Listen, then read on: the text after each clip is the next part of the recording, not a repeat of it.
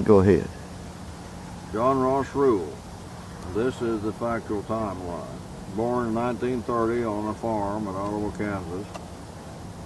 In McDonald County, Missouri on a dairy farm in 1932 to 1934. I belong to a Depression nomad family in East Texas, South Mississippi, coastal Alabama from 1936 to 1942 when we came up to Harrison, Arkansas. Then we went to Norfolk, Arkansas in 1943 to work on Norfolk Dam. Then to Stuttgart in Arkansas County, 1946 to 48. Then I came to the College of the Ozarks at Clarksville in 1949-1950, and to the university from 1950 to 51. And then I went into the U.S. Army from 1953 to 55, and came back to the U of A and got a bachelor's degree in 1957 and a master's degree in 1959 in English. I spent 18 years in college teaching in small schools from here to Germany. I bought 151 acres in northeast Crawford County in 1963 and lived on it off the grid from 1977 to the present. I intend to donate this land to the Northwest Arkansas Land Trust, a conservation trust, and in 1975 I built a stone cottage with a sod roof on the land, and the total cost of my home there was $3,000 plus all the sweat equity. So it's not much, but it doesn't take maintenance, and it's been my first real home since I was taken from the home farm. I maintain diaries on the land, the flora, the fauna, and daily life there since 1995 to the present. I made annual maple syrup from 1977 to 1990 and resumed in 2007. I milked a cow there 10 years, gardened, raised my wheat and rye for bread, and enjoyed wild foods and tried a little bit of everything.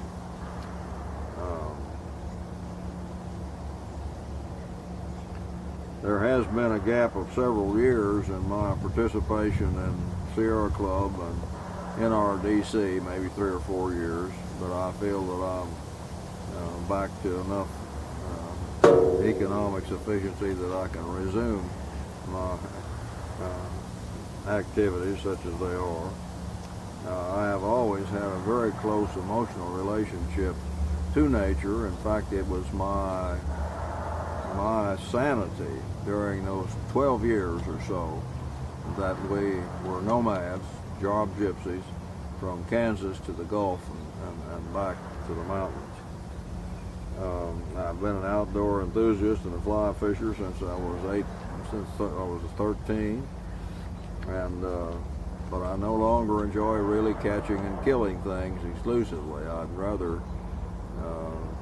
try to nurture every form of life that I can, because I feel that our species is in very grave danger, and we ignore the unseen connections between us among all organisms that we depend on without knowing it. So I would be very happy to contribute whatever there is that I've learned about living nearly 82 years.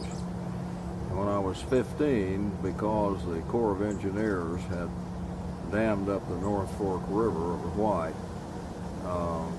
I became disgusted because the warm water fishes had all been driven out below the dam because of the extreme cold of the generation stream from the powerhouse. And I wrote a letter to the State Game and Fish Commission suggesting that they place trout in the backwater, in the outflow, because I had read that they'd been doing it successfully in the Tennessee Valley Authority. And when I came back after the Korean War, and 9 years later, I learned that they had done that and said they had, I don't know that it was my letter alone or anything like that, but it was a great deal of satisfaction to me to go down to the river and catch 2-3 pound trout on a fly rod.